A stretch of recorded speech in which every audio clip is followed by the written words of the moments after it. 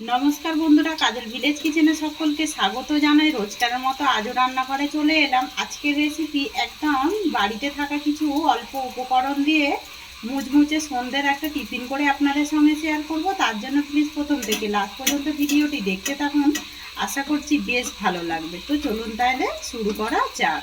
তো আজকে খাবারটা করার জন্য এখানে আমি ময়দা নিয়ে নিয়েছি। চাইলে তোমরা এখানে আটা ময়দাও নিতে পারো বা শুধু এখানে আটাও নিতে পারো। আটা নিলে পরে তাহলে ওর মধ্যে 2 চামচের মতো সুজি দিয়ে দেবেন, তাহলে কিন্তু বেশ খাবারটা মুচমুচে হবে।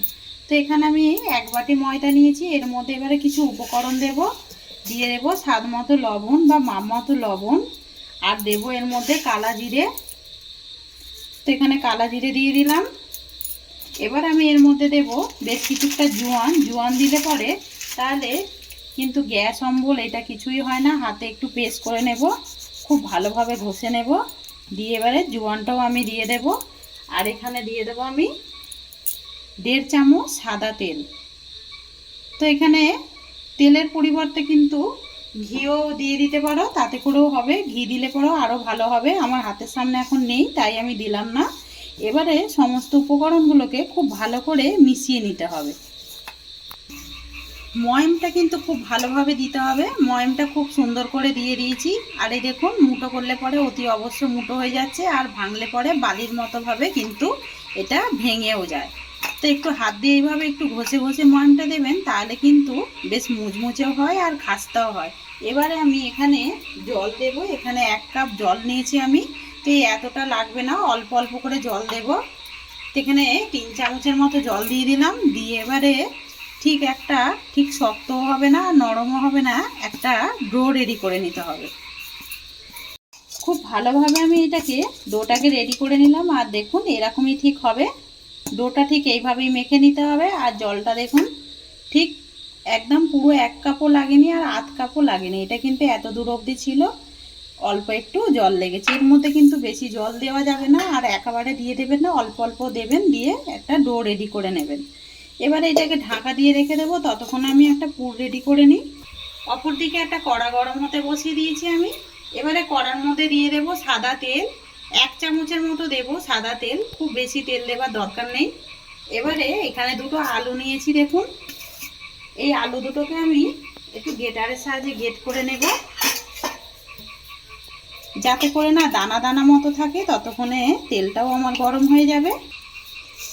তো আলুটাকে খুব ভালোভাবে গ্রেট করে নিয়েছি, যাতে করে না দলা দলা মতো বা দানা দানা মতো থাকে, সেটা কিন্তু দেখতে হবে। অপরদিকে তেল কিন্তু বেশ সুন্দরভাবে গরম হয়ে গেছে।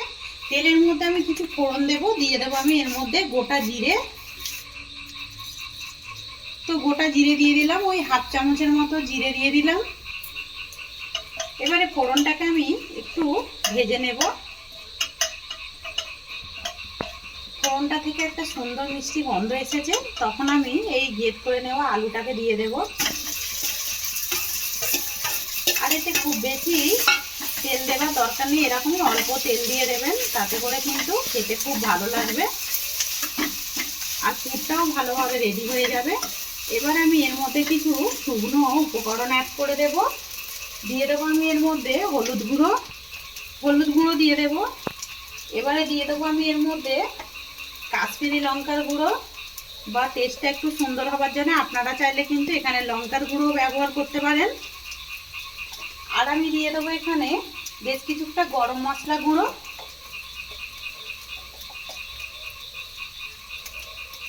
তো 1/2 চামচের থেকেও একটু কম দিয়ে দিলাম আমি গরম মশলা গুঁড়ো। আর এখানে দেবো আমি ম্যাগি মশলা। তো এখানে ম্যাগি মশলা দিয়ে দিলাম। আপনাদের কাছে যদি চাট মশলা থাকে, চাট মশলাও এর মধ্যে ব্যবহার করে দিতে পারেন। আর এখানে আমি দিয়ে দেব লেবুর রস। আমার কাছে আমচুর পাউডার যেহেতু নেই, তাই জন্য আমি একটু লেবুর রস দিয়ে দিলাম। এতে কিন্তু টেস্টটাও সুন্দর হবে, একটু টক টক ভাব মতো আসবে। এবার আমি সমস্ত উপকরণগুলোকে আগে খুব সুন্দর করে মিশিয়ে নেব আলুর সঙ্গে। সমস্ত উপকরণগুলোকে খুব ভালো করে মিশিয়ে নিলাম। 1 মিনিট মতো ধরে নাড়াচাড়া করে নিয়েছি। এবার আমি এর মধ্যে দেব স্বাদ মতো লবণ বা মাপ মতো লবণ। লবণ তো অতি অবশ্যই দিতে হবে। এবার আমি এর মধ্যে দেব টেস্টের জন্য আর সুন্দর একটা গন্ধের জন্য দিয়ে দেব বেশ কিছুটা ধনেপাতা কুচানো। আপনাদের হাতের সামনে যদি না থাকে এটা দেবার দরকার নেই, শুধু এটা আলু দিয়েও করতে পারেন। তো আমি ধনেপাতাটাকেও দিয়ে খুব ভালো করে মিশিয়ে নেব। এবারে লবণ আর ধনেপাতা দিয়ে এটাকে আবারও 2-3 মিনিট মতো একটু নাড়াচাড়া করে নেব, তাতে করে পুরটা কিন্তু সুন্দরভাবে রেডি হয়ে যাবে। 3 মিনিট মতো বেশ সুন্দরভাবে নাড়াচাড়া করে নিলাম। পুরটা কিন্তু একেবারে রেডি হয়ে গেছে, কড়ার গা থেকে ছেড়ে আসছে। আর যেহেতু ননস্টিকের কড়া, আপনি আপ কিন্তু এটা ছেড়েই আসে। এবার আমি এটাকে প্লেটের মধ্যে নামিয়ে নেব। তো প্লেটের মধ্যে নামিয়ে নিলাম, একটুখানি ঠান্ডা করে নেব। আর পুরটা কিন্তু বেশ দেখতে সুন্দর লাগছে। এটা ততক্ষণ ঠান্ডা হতে থাক। অপরদিকে যে ময়দাটা আমি মেখে রেখেছিলাম, ময়দাটা একটুখানি হাত দিয়ে একটু ভালো করে মেখে নেব। তো চাইলে কিন্তু এর মধ্যে আপনারা তেল দিয়ে একটু মাখিয়েও রেখে দিতে পারতেন। আমি বেশ একটু বেশি তেল দিয়ে ময়ন দিয়েছিলাম বলে ওই জন্য আর তেল দিলাম না। দিয়ে একটু খুব ভালো করে মাখিয়ে নিলাম। মাখানো হয়ে গেছে। আর ডোটা দেখতেই পাচ্ছ এরকমই হবে। এবার আমি এটাকে হাত দিয়ে একটু টুকরো করে কেটে নেব, যেরকম আমরা ঠিক পরোটা করে থাকি। তো এটা সমান করে 4টে ভাগে ভাগ করে নেব।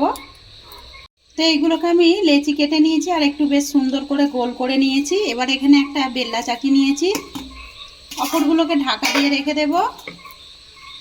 এবারে এইটা ঠিক যেরকম আমরা রুটি বেলে থাকি সেইভাবেই একটু বেলে নেব। আর এর মধ্যে কোনো তেল বা ময়দা দেওয়ার দরকার নেই, এটা আপনি আপই কিন্তু বেলা হয়ে যায়। আর এইটাকে একটু পাতলা করেই বেলে নেব, একটু বড় করে। তো এটাকে একটু গোল করে বেশ রুটির মতো করে বেলে নিলাম। এবারে এখানে আমি যেই পুরটা রেডি করে রেখেছিলাম, এই পুরটাকে দিয়ে দেব। তো পুরটাও দিয়ে দিলাম। দিয়ে এবারে এটাকে আমি এইভাবে মুড়ে দেব।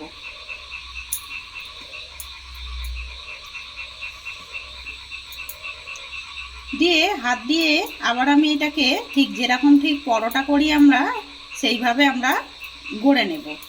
দিয়ে এটাকে গোল করে নেব। তো এটাকে গোল করে নিলাম। এবার আমি যাতে না লেগে যায় তার জন্য একটু ময়দা ছিটিয়ে দেব।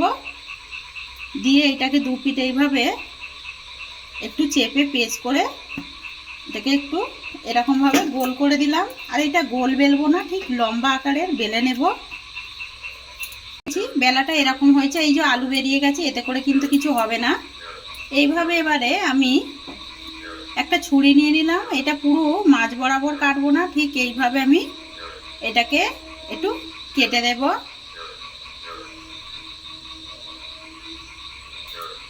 তো এটাকে কিন্তু এইভাবে কেটে নিতে হবে। কাটাটা দেখুন এইভাবে কেটে নিয়েছি। এটাকে এবারে ঠিক এইভাবে আমি রোলের মতো আগে ঘুরিয়ে নেব। দিয়ে এটাকে ঠিক সাইডে একটু জল দিয়ে দেব। জল দিলে পরে সুন্দরভাবে কিন্তু এটা বেশ লাগানো যাবে। ঠিক এটাকে এইভাবে একটু বন্ধ করে দিতে হবে। আর এটা এখনই দেখুন দেখতে বেশ সুন্দর লাগছে। আর একটু ভালো করে এটা হাত দিয়ে এইভাবে জয়েন করে দেবেন, যাতে করে না এটা ভাজার সময় খুলে যায়। একদম একটা কিন্তু রেডি হয়ে গেছে। আর দেখতে দেখুন কতটা সুন্দর লাগছে। একইভাবে সমস্তগুলোই গড়ে নেব। সমস্ত খাবারগুলোই গড়ে নিলাম। এবারে অপর দিকে সাদা তেল গরম হতে বসিয়ে দিয়েছি। তেলের মধ্যে আমি এইগুলোকে এক এক করে দিয়ে দেব। আর এগুলো কিন্তু খুব বেশি সময় লাগে না, একদম খুব তাড়াতাড়ি হয়ে যায়। যেহেতু পাতলাভাবে বেলা হয়েছে, একটু পাতলা করেই বেলে নেবেন। সবগুলো দিয়ে দিলাম। দিয়ে আমি 1 মিনিট মতো একটু অপেক্ষা করব। এগুলো বেশ 1 মিনিট মতো হয়ে গেছে। নিচের দিকটা দেখুন একদম মুচমুচে করে লাল হয়ে গেছে। এক পিঠ করে এবারে আলতোভাবে একটু উল্টে দিতে হবে। উল্টে পাল্টে এগুলোকে সুন্দর করে ভেজে নিতে হবে। আর খাবারগুলো খেতে কিন্তু দারুণ লাগে। সন্ধ্যাবেলা টিফিন দারুণভাবে টমেটো সসের সঙ্গে কিন্তু অনায়াসে এরকম টিফিন একটা করে নেওয়া যায়। এটাকে আমি 3 মিনিট মতো এইভাবে একটু উল্টে পাল্টে ভেজে নেব। 3 মিনিট মতো হয়ে গেছে। ভাজাটাও ঠিক হয়ে গেছে, কতটা মুচমুচে হয়েছে কিন্তু দেখতেই পাচ্ছেন। এবার আমি এটা প্লেটের মধ্যে তুলে নেব। তো আজকের রেসিপি আপনাদের কিরকম লাগলো কমেন্ট করে অতি অবশ্যই জানাবেন। আর কে কোথা দিয়ে দেখছেন তাও বলবেন। তো সমস্তগুলোকেই নামিয়ে নেব আমি একটা প্লেটের মধ্যে। এটা গরম গরম টমেটো সস বা চাটনি দিয়ে খেতে কিন্তু দারুণ লাগে। তো আজকের রেসিপি আপনাদের কীরকম লাগলো কমেন্ট করে জানাবেন। যদি ভালো লেগে থাকে একটা লাইক করবেন। আর কতটা মুচমুচে হয়েছে সেটা কিন্তু দেখতেই পাচ্ছেন। আমি একটা ভেঙেও দেখাচ্ছি। আর কতটা দেখুন, দেখতে কতটা মুচমুচে হয়েছে, ভেতর থেকে একদম পুরো ভালোভাবে কিন্তু ভাজাও হয়ে গেছে। তো রেসিপিটি যদি ভালো লেগে থাকে একটা লাইক করে দেবেন, বন্ধুদের সঙ্গে শেয়ার করবেন, আর এই ছোট্ট চ্যানেলটিকে সাবস্ক্রাইবার করে নেবেন। আমার এরকম নিত্য নতুন রান্নার জন্য পাশে থাকা বেল আইকনটি প্রেস করবেন। আর সবাই ভালো থাকবেন, সুস্থ থাকবেন। ধন্যবাদ। আবারও নতুন রেসিপি নিয়ে ফিরে আসবো। আজকের মতো এই পর্যন্ত।